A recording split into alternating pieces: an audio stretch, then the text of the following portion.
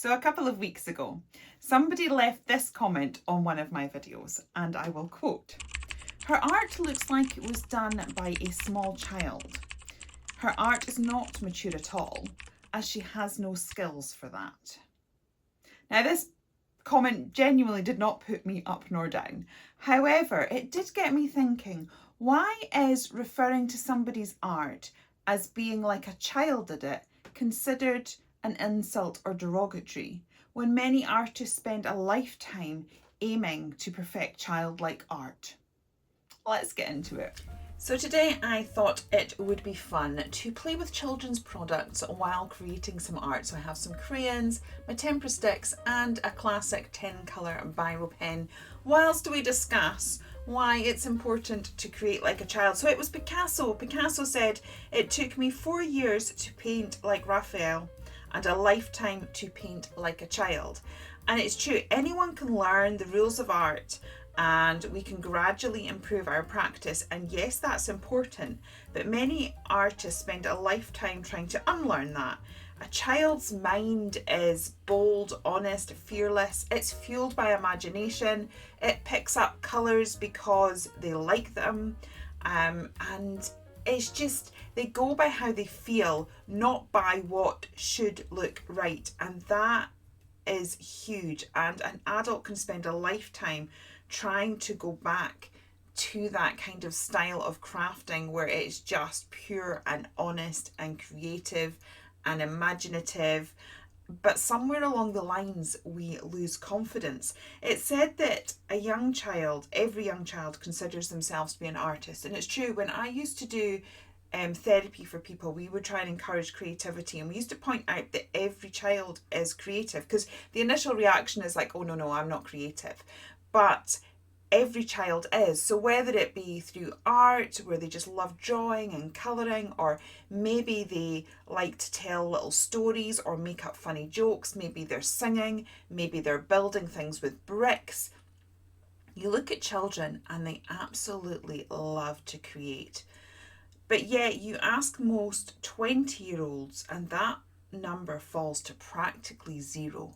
They think of themselves as not creative. And that's because life gradually chips away as we go to school, and we learn that we have to colour inside the lines. We learn that our jokes aren't funny. We learn that the grammar of our stories isn't proper. And we have all these rules and regulations that we become confined in. I remember my daughter absolutely loving colouring in. And then she went to nursery and suddenly she would stop doing it, and I was asking her why, and it was like, well, I can't stay inside the lines. And I remember kind of saying to her, darling, a true artist colours outside of the lines. By the age of 8, we have learned to compare ourselves with others, coupled with a fear of judgement, and something that said that critic can get inside our heads. One cynical comment can plant a seed that suddenly stops us being able to create. It suddenly makes us feel like we're not creative, that we're not artists. And that is, there's only a talented few in the world that can wear that hat of being a true artist. And that is so not true. Creativity is within all of us. And believe you me, we are all our own worst critics. We, as artists, we know where our flaws lies. We know where our weak points are. We struggle with our own self-confidence without having outside sources telling us that we are no good. So it really is important to be kind and encourage creativity. I am very well aware that I cannot create a photorealistic portrait or landscape. There's times I've tried and they don't look that great. Also, I get bored because it's just not really me. I fully admire people that create these beautiful portraits, like Kat Art Illustrations. Her stuff is amazing and I would love to aspire to that.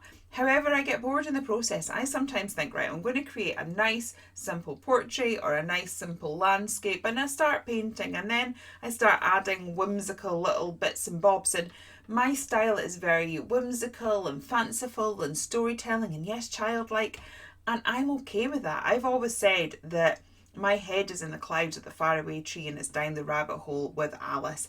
I absolutely love that world of imagination.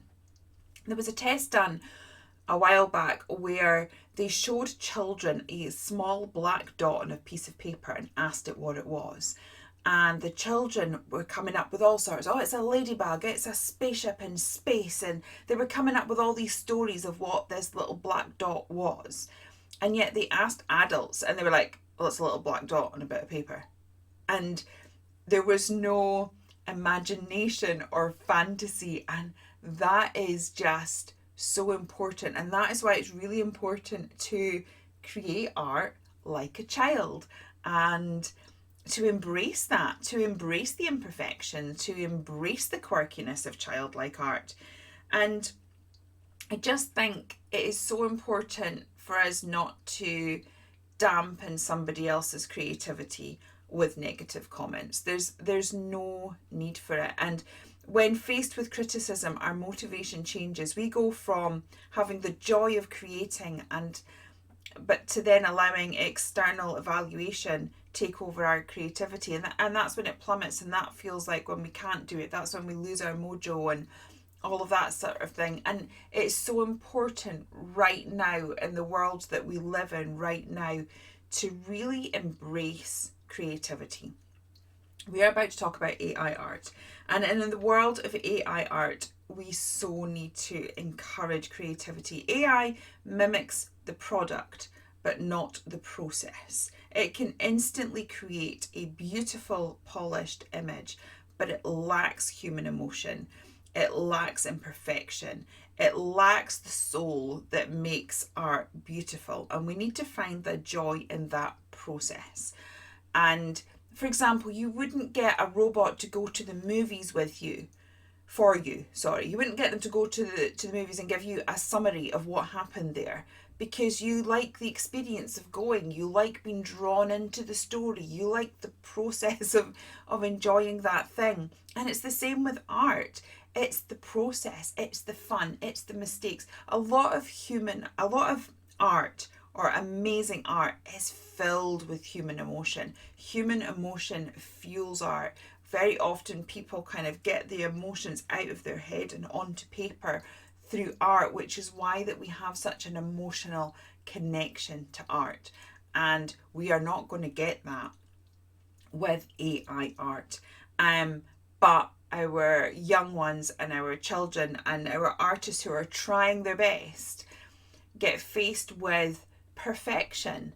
And it's like, well, I can never be that perfect. So in the past, already, we were going from every child feeling creative to nearly 0% feeling creative, without the thing of like, oh, well, I have to be perfect. And what's the point? Because I can type in a prompt and it'll bring something out. I mean, we're not even going to go down to the ecological damage that AI art is doing. It is there and it is very real, and it's a topic that I probably will discuss, but it's not a topic for today. Today is about really, let's embrace our bad art.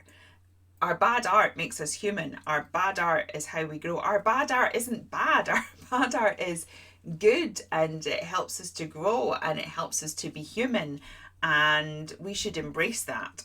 And so whilst I have not taken personal offence at the comment that was left, that woman was very not justified. She had the right to have her thoughts on art. Art is very emotive, and we can go into galleries and there's some pieces of art that we don't get, and there's some pieces of art that we are more drawn to, and that is fine. But I really want to kind of just question why do we feel the need to leave comments like this when it is our human responsibility to encourage human things. And creativity is such a huge part of it. As I said, AI, it relies on mathematics, patterns, whereas a child's mind connects completely random, unrelated concepts and puts them together. So I'm just going to say thank you. I enjoy creating art. Most of my art today in this video is not the best. There are things that are not right with it. The proportions, especially on this frog, the proportions are well wrong. But do you know what? I had an absolute blast. I would highly recommend grab your crayons and just make some silly art that doesn't have to be perfect. It's not looking for the perfect end result, because actually I had more fun making this video than I've had making many of my videos, and that is because I was purely doing it for fun. I was pulling out colours that I felt like, I was drawing with what I felt like. I couldn't get perfection anyway because the tools that we were using weren't allowing me to get drawn into the details. I just had an absolute blast. So make bad art. I use that in quotation marks because I really don't think any art is bad, but it's really important that we don't have this idea that art has to be this perfect end result, or that all artists' work should look the same. We embrace it all. We love it all. I love all the different artists out there, and my personal taste goes from seeing these gorgeous photorealistic paintings where there's emotion behind the face. I also love completely random whimsical art that's just splashes of colour everywhere, and you're trying to look at it going, what did the artist feel in this moment? So I would highly encourage you to not allow what people think, not allow our preconceived ideas of what art should be stop you. Just grab a bit of paper, grab a pencil, grab some crayons and have fun, and you'll probably find that you have an absolute blast and thoroughly enjoy yourself, and that is what art is all about. So as I said, today I have used my crayons. I had great fun with that. I was learning different ways of layering them, and here I am using the tempera sticks, and they are a fun product too. And I have to say I thoroughly enjoyed using the tempera sticks today, especially in this piece here. I was really beginning to kind of get the idea of layering them together. So it's something that I want to play with a lot more. So if you enjoy childlike art and using nice, simple, basic childlike products, feel free to possibly give me a like and subscribe, because we are going to be doing a lot more of this because it was immense fun. So I finished this one off doing some black line work with different crayons, and actually I really love how this turned out. So we went from a very silly warm-up tree where I was just kind of picking random colours, and that wasn't the best art. This isn't the best art either, but I think each piece has gradually improved. And I think the reason that each piece has gradually improved has because, like, I genuinely didn't care about the art outcome. I was just grabbing the colours that I felt like and playing with them, and I absolutely kind of really love the results of the various artwork pieces that we have done. So I hope you've enjoyed today's video. I hope it wasn't too much of a rant. I didn't intend it to be a rant. As I said, everyone's entitled to their opinion, and I thank you for the comment. I don't feel that there's the need to spread negative vibes within the creative community. It's just completely unnecessary. Let's encourage one another to keep being creative. Let's encourage human creativity and not let the bots take over the world. And yeah, let's just be positive about it. And thank you very much for giving me the biggest compliment in the world, which is that I create art like a child, because basically children's art rocks.